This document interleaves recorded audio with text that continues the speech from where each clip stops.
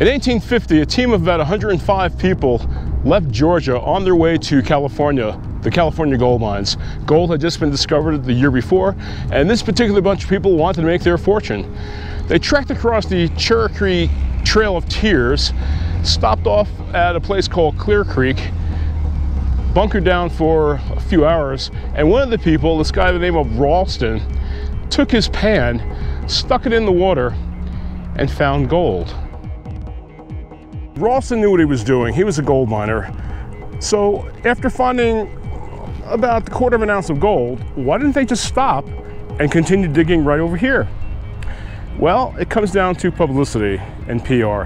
California was the place to be. California was where everything was happening.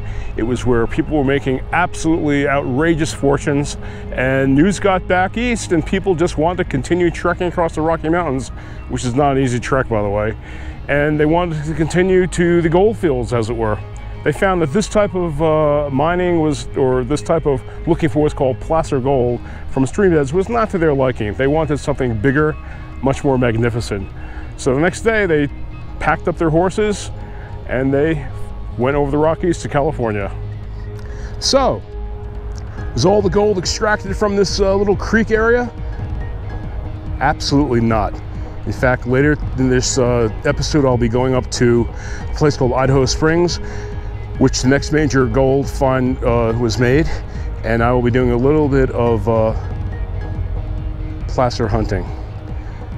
But after the spring thaw, when the Rocky Mountains release all of the snowmelt, you have this incredible rush of stream, including Clear Creek, which is right here, and it erodes away the banks of the river, and anything that's in the water, anything that's left there will come out.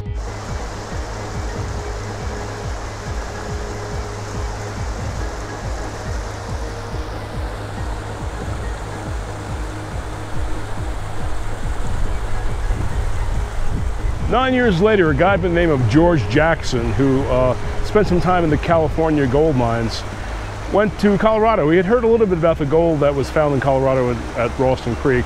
Nothing serious, according to him. But he came out to Colorado to join a hunting trip with a few of his buddies. So they came up to this region about maybe 20 miles north of where we just were, trekked along this Clear Creek, looked at the terrain, looked at the gravel deposits, and then came across this one little stream. Now, Jackson was a frontier prospector. He knew a lot about finding gold. So he saw this little tributary over here leading into Clear Creek, and he saw this gravel deposit. Exactly the conditions that he found gold in California. Now, the reason Jackson started looking at gravel deposits is because gold is very dense, it's very heavy. So anytime you have a chunk of gold, a nugget as it were, that's coming down from the mountains or from the stream beds, it gets deposited in areas just like this. So the guy hunkers down. It's the winter, by the way, it's January 1859. He hunkers down on the side, gets his pan out, and starts panning for gold when this was all ice. The guy had to go through lots of ice and cold and so forth. Now, this is snowmelt, so it's really, really, really cold. So the guy pokes around for about half an hour, and he finds the largest, what's called placer, or a chunk of gold, ever found in anywhere in Colorado.